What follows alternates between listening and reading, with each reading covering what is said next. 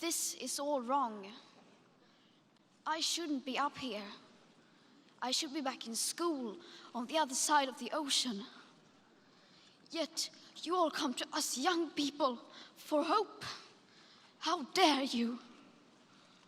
You have stolen my dreams and my childhood with your empty words, and yet I'm one of the lucky ones. People are suffering, people are dying, entire ecosystems are collapsing.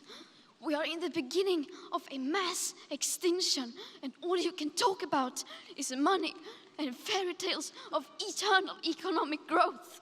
How dare you? For more than 30 years, the science has been crystal clear. How dare you continue to look away and come here saying that you're doing enough when the politics and solutions needed are still nowhere in sight? You say you hear us and that you understand the urgency. But no matter how sad and angry I am, I do not want to believe that.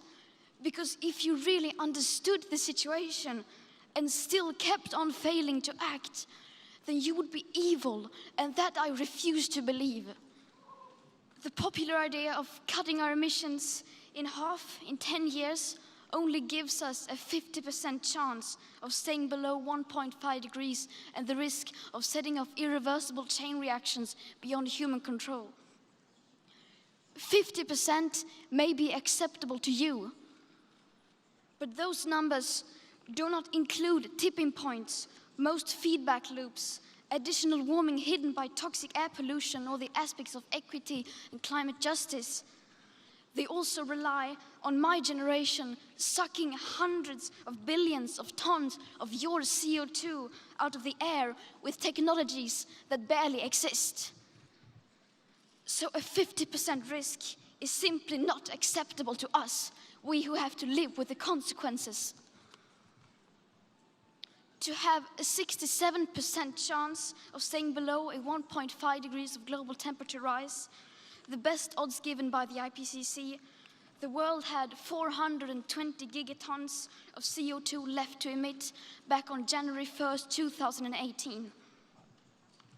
Today, that figure is already down to less than 350 gigatons. How dare you pretend that this can be solved with just business as usual and some technical solutions? With today's emissions levels, that remaining CO2 budget will be entirely gone within less than 8.5 years. There will not be any solutions or plans presented in line with these figures here today, because these numbers are too uncomfortable, and you are still not mature enough to tell it like it is.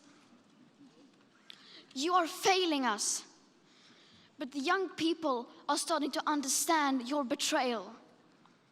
The eyes of all future generations are upon you. And if you choose to fail us, I say we will never forgive you.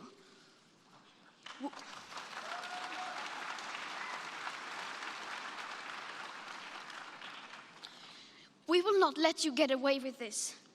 Right here, right now, is where we draw the line.